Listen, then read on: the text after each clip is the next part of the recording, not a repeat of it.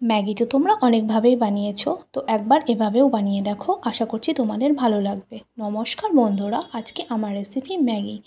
নানা রকম সবজি দিয়ে বানাচ্ছি। আলু, বিনস, গাজর ও ক্যাপসিকাম কেটে নিয়েছি। পেঁয়াজ, লঙ্কা, আদা ও রসুন কেটে নিয়েছি ছোটো ছোটো করে। এবার আর কিছুটা ম্যাগি সিদ্ধ করে নিয়েছি। এবার কড়াতে সাদা তেল গরম করতে দিলাম। আমি এখানে সর্ষের তেল ব্যবহার করিনি, সাদা তেল ব্যবহার করছি। তো তেলটা গরম হয়ে গেলে তার মধ্যে একে একে পেঁয়াজ, আলু, বিনস ও গাজর সব কিছু দিয়ে কিছুক্ষণের জন্য ভাজতে দিয়ে দেব।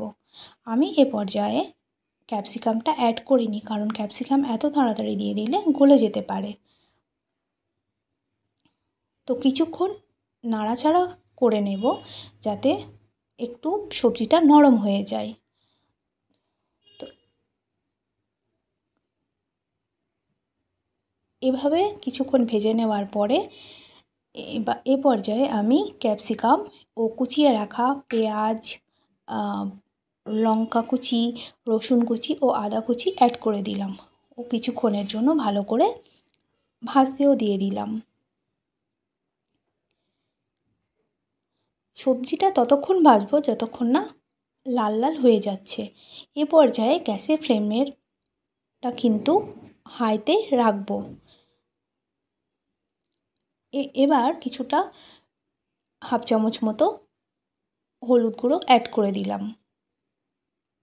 ভালো করে নাড়াচাড়া করে নিয়ে লাল লাল করে সবজিটা ভাজতে দিয়ে দিলাম।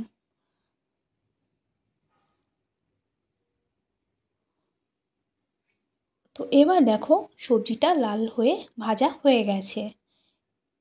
ভালো করে নাড়াচাড়া করে নিয়ে এবার সিদ্ধ করে রাখা নুডলসটা আমি অ্যাড করে দেব। এবার যে একটা কথা বলে রাখি, নুডলসটা সিদ্ধ করার সময় আমি গরম জলের মধ্যে নুন দিয়েছিলাম আর একটু সাদা তেলও দিয়ে দিয়েছিলাম, যাতে করে নুডলসটা একে অপরের সঙ্গে লেগে না যায় ও নুডলসটা গলেও না যায়। তো দেখো আমার নুডলসটা কিন্তু খুব ঝরঝরে আছে আর সবজির সঙ্গে ভালো করে মিশিয়ে নিচ্ছি। এভাবে কিছুক্ষণ নাড়াচাড়া করে নেওয়ার পরে আমি এবার ম্যাগি মশলাটা অ্যাড করে দেব। আমি এখানে চার প্যাকেট ম্যাগি করছি, তো পুরো মশলাটাই আমি অ্যাড করে দিচ্ছি। আমি আগে থেকে মশলাটা কেটে রেডি করে রেখেছিলাম। এই পর্যায়ে আমি স্বাদ অনুসারে নুন দেবো। আমি কিন্তু এতক্ষণ নুন অ্যাড করিনি। তো এবার আমি সমস্তটা মশলাটার সঙ্গে নুডলসটা ভালো নাড়াচাড়া করে মিশিয়ে নেব। ব্যাস আমাদের ম্যাগি রেডি হয়ে যাবে আর মিনিট দুয়েকের মধ্যেই। এভাবে কিছুক্ষণ নাড়াচাড়া করে নেওয়ার পর দেখো আমাদের ঝরঝরে ম্যাগি একদম রেডি। রঙটাও বেশ সুন্দর হয়েছে।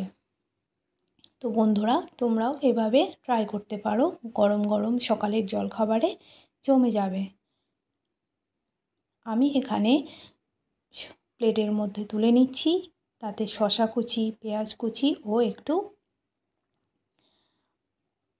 টমেটো সস দিয়ে পরিবেশন করেছিলাম। বাড়ির সকলে খেয়ে খুব খুশি।